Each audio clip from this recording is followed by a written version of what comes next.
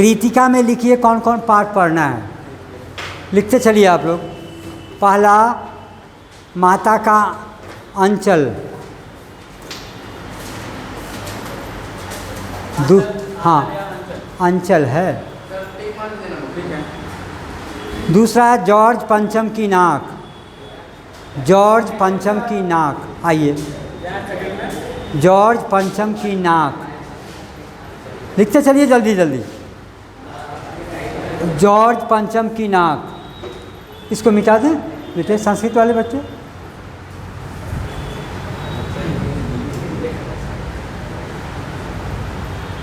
George पंचम की नाक। तीसरा है साना साना हाथ जोड़ी, साना साना हाथ जोड़ी, हाथ जोड़ी। साना साना का क्या अर्थ होता है बेटे? धीरे धीरे, ग्रेजुअली, स्लोली। अब देखिए काव्य और क्षितिज में आइए, फर्स्ट टर्म का सूरदास तुलसीदास, सूरदास तुलसीदास।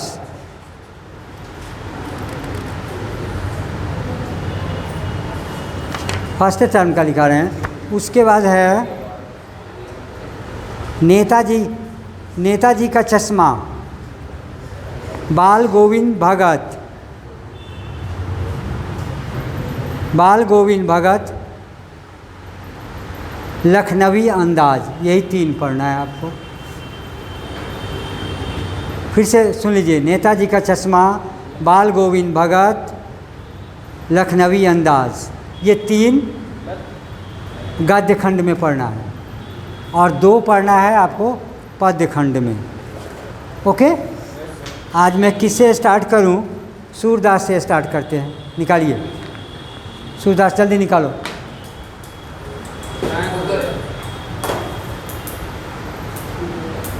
जल्दी निकालो। First lesson Surdas. उधो तुम हो अति बर भागी भाई था।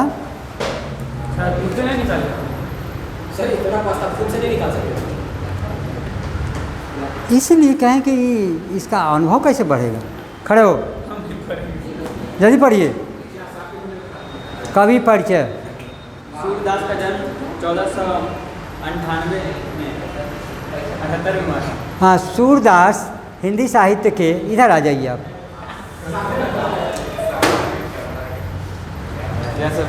रुक जाइए एक मिनट। सूरदास हिंदी साहित्य के वैसे कवि हैं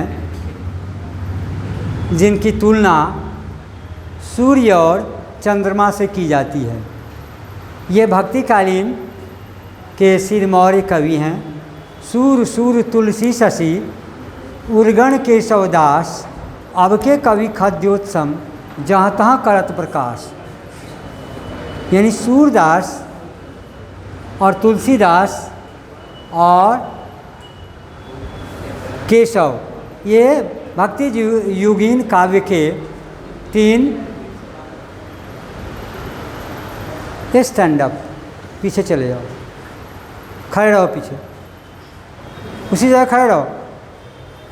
ये भक्ति युगीन काव्य के एक ऐसे कवि हैं जिनकी तुलना सूर्य और चंद्रमा से की जाती है।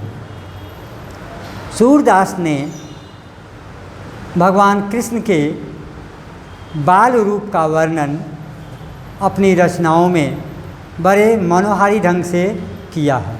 इतना ही नहीं, सूरदास प्रकृति के भी कवि माने जाते हैं।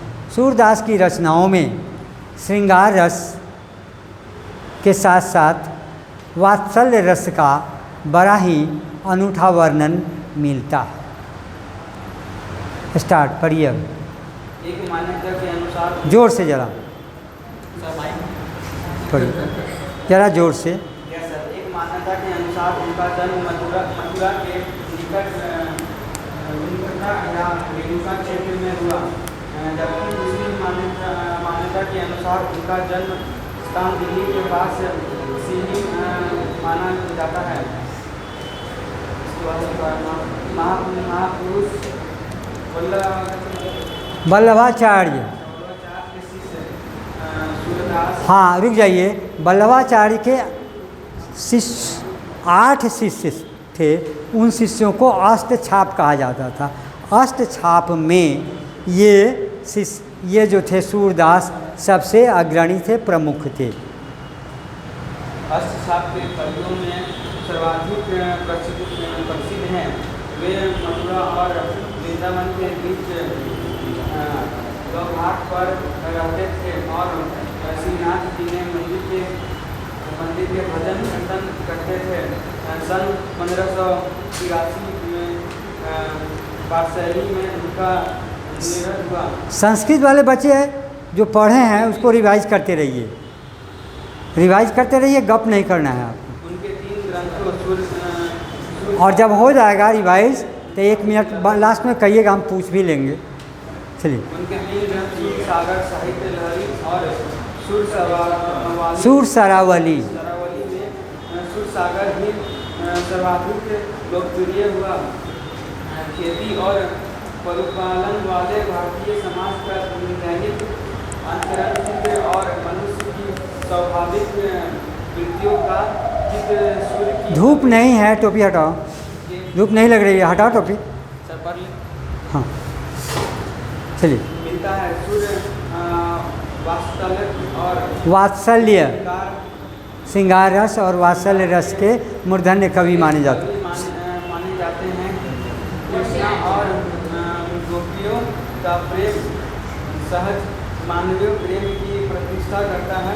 सूर्य ने मानव प्रेम की गौरव गाथा के माध्यम से सामान्य मनुष्यों को हिंसा बोध से मुक्त किया। उनमें जीने की ललक पैदा की। उनकी कविता में ब्रज भाषा का निखरा हुआ रूप उनकी कविताओं में ब्रज भाषा में अधिक वर्णन मिलता है और ब्रज भाषा को ही उन्होंने अपने कविता की भाषा बनाया था। वह चली आ रही है लोकगीत की परंपरा की ही श्रेष्ठ करी है। हो गया। हाँ कविता पढ़ा जाए।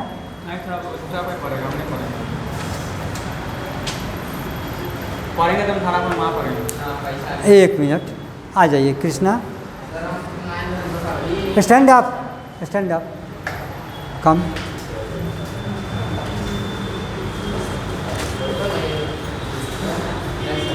आओ ना यहाँ जल्दी। नहीं यहाँ है।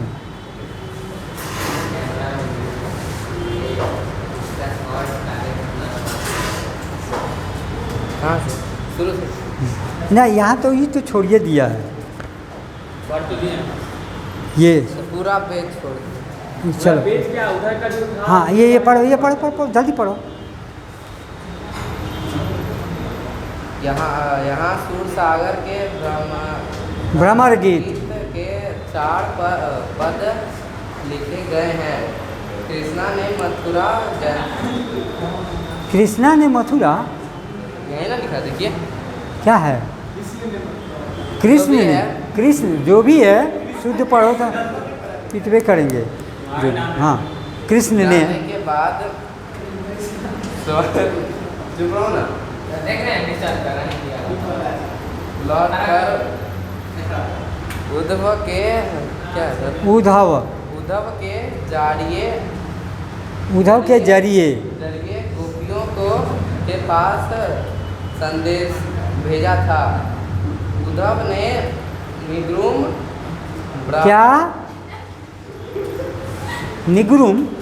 निर्गुण होना चाहिए। हाँ वही सर, मिसप्रिंट है। हाँ मिसप्रिंट, निर्गुण ब्रह्म। हाँ एक योग का उद्देश्य देकर गोपियों को की विरह वेदना को शांत करने का प्रयास किया। जल्दी पढ़िए, हमको चुप रहो ना। गोपिया ज्ञान मार्ग की सुनिए ध्यान से, कितना विशुद्ध पढ़ रहा है लड़का, कितना शुद्ध पढ़ रहा है। खत्म क्या कर हाँ हाँ यस। इस कारण उन्हें उद्धव का उद्धव का, उद्धव हाँ उद्भव नहीं, जो भी उद्धव बोलो, उद्धव उद्धव हाँ का सूचक संदेश पसंद नहीं आया। तभी वहाँ एक घोड़ा आ पहुँचा। भ्रमर या भौरा, यहीं से भ्रमर गीत का प्रारंभ होता है। गोपियों ने भ्रमर गीत जो भी है काहे जो भी हो, गलत क्यों? भ्रमर वो कितना अच्छा पढ़ा लड़का। नाम नहीं पढ़ेगा वहाँ पे, नहीं पढ़ेगा। चलिए हाँ। के बहाने उद्धव पर व्यंग्यवाना छोड़ा। व्यंग्यवान छोड़ा, वान जो भी है। वाना नहीं वान। चलिए पहले पद में गोपियों की यह शिकायत वाजिब लगती है कि यहीं उद्धव कभी स्नेह के घाले क्या स्नेह ये के धागे धागे से बंधे होते तो वे विरह की वेदना के अनुभूत अवसर कर पाते। दूसरे पद में गोपियों ने की यह स्वीकारोक्ति है, स्वीकारोक्ति बोलो। स्वीकारोक्ति की उनके मन की अभिलाषाएं मन में ही रह गई। कृष्ण के प्रति उनका प्रेम की गहराई को अभिव्यक्त करती है। तीसरे पद में वे उद्धव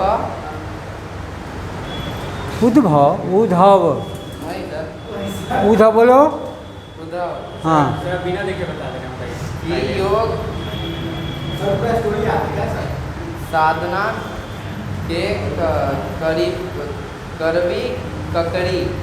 करवी ककड़ी की तरह जैसा बताकर अपने एकनिष्ठ प्रेम बोलो। एकनिष्ठ प्रेम में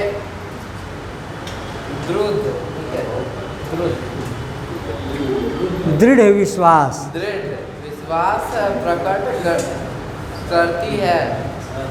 चौथे सही बोला। हाँ चलो अब चौथे पद में उद्धव को डाना मारती है कि कृष्ण ने आज राजनीति पढ़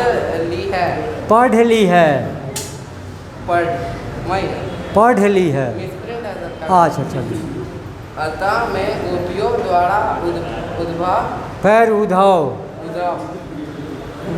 को राजधर्म याद दिलाया जाने सूरदास की क्या सर बहुत लंबा जोड़ा है। लोक धर्मिता को दर्शाता है। वो दर्शाता है। हो गया। अब यहाँ से पढ़िए ना। तो वो पढ़े ना, अरे बहुत अच्छा है। अच्छा उसे दूसरा पद पढ़ेंगे, ये पढ़ो ना। हम पढ़ स्टार्ट तो करो। वो नहीं आए तो मैं बताऊंगा। उद्धव तुम हो अति बरभागी, अपरस रहत स्नेह तगा में नाहिन मन अनुरागी। बोलो, पढ़ो ऊपर से पढ़ो। उद्धव तुम हो अति बरभागी, हाँ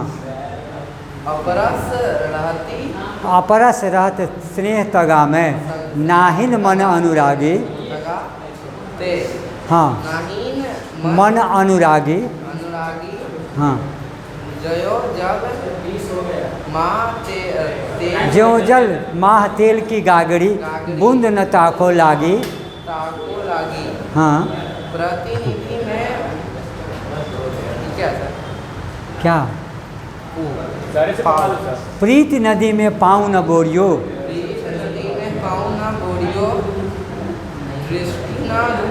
परागी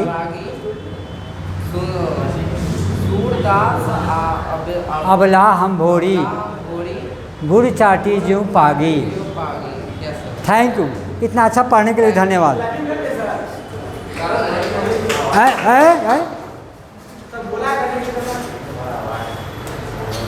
खड़े हो जाइएगा, यूँ जल्दी खड़े हो जाइए, जल्दी जल्दी।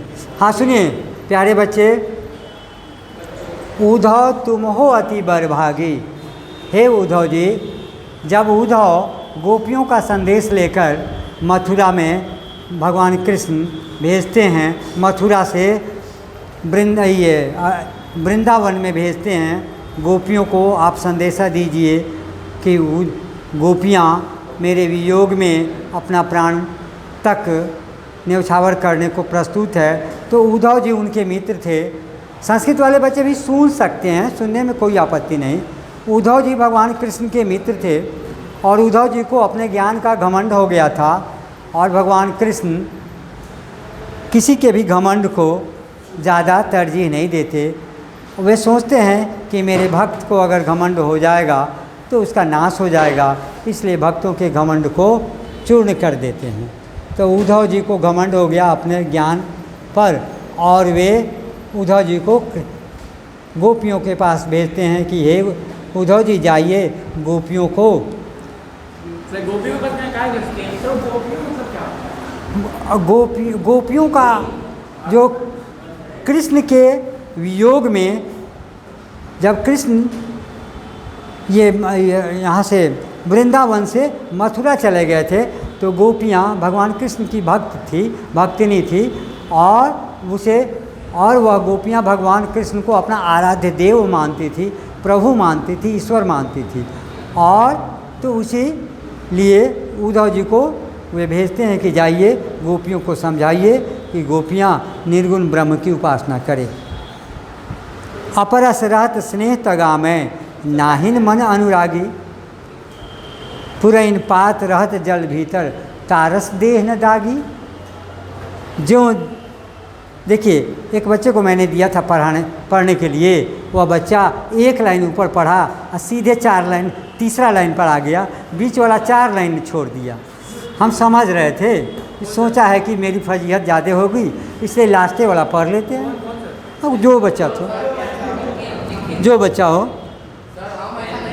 हाँ तो सुनिए, अपरस रहत स्नेह तगामय नाहिन मन अनुरागी। हे उद्धव जी, आपके ज्ञान को सुनकर आपका ज्ञान मुझ पर उसी प्रकार निष्प्रभावी हो रहा है जिस प्रकार तेल लगा हुआ नहीं, जिस प्रकार पुरैन के पात, पुरैन कहते हैं कमल के पत्ते को, वह पानी में रहता है और उस पर जल की एक बूंद भी टिक नहीं सकती।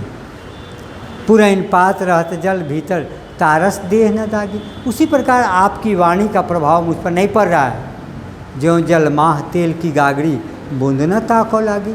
जिस प्रकार कच्चे घड़े में ऊपर से तेल लगा दिया जाए और पानी में डुबो, खड़े हो जाइएगा दोनों खड़े हो जाओ, खड़े हो दोनों। तो उस प्रकार वह पानी में अगर डुबोया जाता है तो पानी की एक बूंद भी उस तेल की गागरी पर नहीं टिक पाती। प्रीति नदी में पाँव न बोरियो दृष्टि न रूप पड़ागी। उसी प्रकार हे उद्धव जी, आपके इस प्रीति रूपी नदी में मैं अपने मन को नहीं डुबो सकती, धूप नहीं आ रही है। सूरदास अबला हम भोरी गुड़ चाठी ज्यों पागी। सूरदास जी कहते हैं कि श्री कृष्ण के प्रेम में गोपियाँ उसी प्रकार अपने तन मन धन को समर्पित कर देती हैं, अपने जीवन को अर्पित कर देना चाहती है। जिस प्रकार चींटी मीठे से प्रेम करती है और वह उसी में सट जाती है और उसका अंत हो जाता है, उसी प्रकार गोपियाँ भगवान कृष्ण को गुरु मानती है और अपने आप को चींटी मानती है। Thank you. इसे आप इसका अर्थ याद करके आएंगे। धन्यवाद।